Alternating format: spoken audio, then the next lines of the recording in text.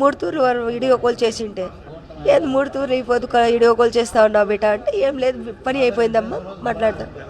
సరేలే బేటా ఇట్లని నేనంటే ఇంతే ఇంకేం మాట్లాడిండే. ఎంతమంది పిల్లలు మీకు? ఒకడే కొడుకు. ఎంత వయసు మీ అబ్బాయికి? 25 25 25. కానీ 25 సంవత్సరాలకే చనిపోవడము, పాకిస్తాన్ ఇప్పుడు యుద్ధంలో చనిపోవడం ఎట్లా అనిపిస్తుందమ్మా? బాధాకరం కదా. బాధ అవుతుందా స్వామి, ఏం చేయాలా? బాధ అవుతా ఉంది. ఉండేది ఒక కొడుకు, వెళ్ళిపోయానే. దేశం కోసం ప్రాణాలు ఇవ్వడాన్ని ఎట్లా చూస్తారు మీరు? ఏం చేయాలా, ఇచ్చినాము, ఏం చేసేకి లేదు. ఇప్పుడు ఏం కోరుతున్నారు ఆర్మీ కానీ ప్రభుత్వాన్ని కానీ? ஏன் குரல்ல சாமி மாயன் செப்பிண்ட மாட்டேன், அது ஏன் లేదు. தாயினுடைய அந்த கண்ணீர் குரலை கேட்பதற்கே இதயம் பதறுகிறது. தன்னுடைய ஒரே மகனை இராணுவத்திற்கு அனுப்பி வைத்துவிட்டு அவர்கள் தற்போது அந்த மகன், வீர மகன், நாட்டிற்காக தன்னுடைய உயிரையே இழந்திருக்கின்றார். அந்த தாய் கதறி துடிப்பதை பார்ப்பதற்கு நெஞ்சு நமக்கு பதறுகின்றது. அந்த தாய் பேட்டியும் கொடுத்திருக்கிறார். நேற்று கூட என் மகனிடம் நான் இப்போதுதான் என்னுடைய பணியை முடித்துவிட்டு நான் கேம்புக்கு வந்தேன், மீண்டும் நாளை காலை செல்ல வேண்டும் என்று சொன்னார்.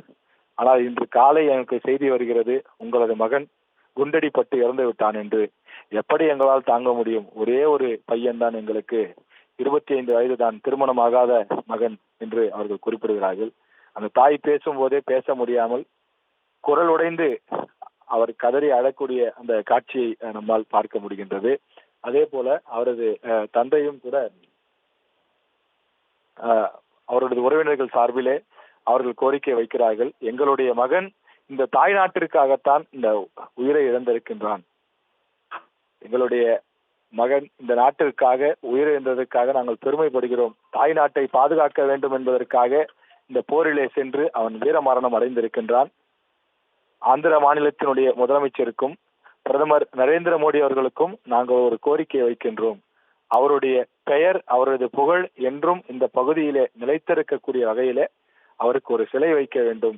அந்த சிலையின் மூலமாக அவர் தொடர்ந்து அவருடைய புகழ் நீடித்து இருக்கும் என்று அவர்கள் ஒரு கோரிக்கையும் வைத்திருக்கிறார்கள். ஒரு இராணுவ வீரர் நாட்டிற்காக உயிரிழப்பது என்பது ஒரு ஏற்றுக்கொள்ள முடியாத ஒரு விஷயமாக இருக்கின்றது.